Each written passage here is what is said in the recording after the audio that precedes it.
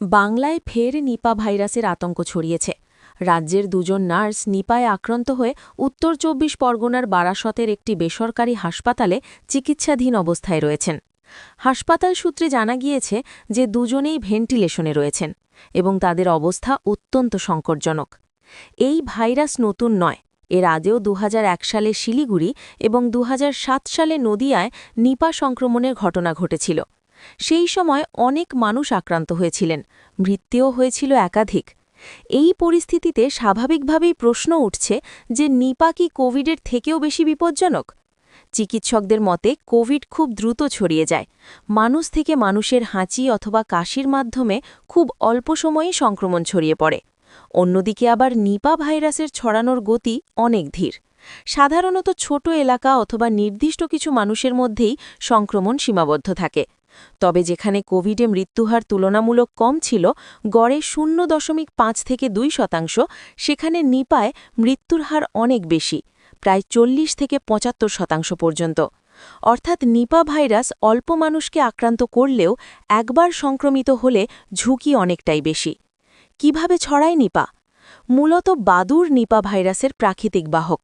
বাদুড়ির লালা, প্রস্রাব অথবা মলে দূষিত ফল বা ফলের রস থেকে সংক্রমণ ছড়ায়। কাঁচা খেজুরের রসও নিপা ছড়ানোর বড় উৎস। সংক্রমিত পশু, বিশেষ করে শুয়োর থেকে মানুষে সংক্রমণ ছড়াতে পারে। আক্রান্ত মানুষের সংস্পর্শে এসেও এই ভাইরাস ছড়াতে পারে।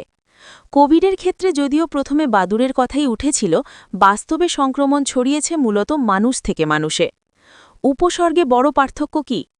নিপা ভাইরাসে আক্রান্ত হলে হঠাৎ করে জ্বর, মাথা ও শরীর ব্যথা, গা হাত পায়ে যন্ত্রণা, বমি বমি ভাব অথবা বমি, গলা ব্যথা, খিঁচুনি, অজ্ঞান হয়ে যাওয়া, শ্বাস নিতে কষ্ট, মাথা ঠিকভাবে কাজ না করা ইত্যাদি দেখা দিতে পারে।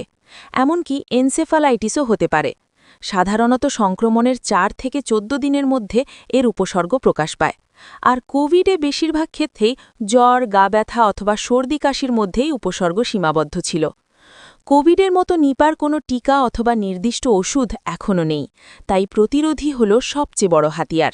বিশেষজ্ঞদের পরামর্শ যে কাঁচা খেজুরের রস একেবারেই এড়িয়ে চলুন, ফল ভালো করে ধুয়ে খান, শুয়োর পালন বা সংক্রমিত পশুর সংস্পর্শ এড়িয়ে চলুন, ভিড় বা ঝুঁকিপূর্ণ এলাকায় N95 মাস্ক ব্যবহার করুন, বাইরের খাবার যতটা সম্ভব কম খান।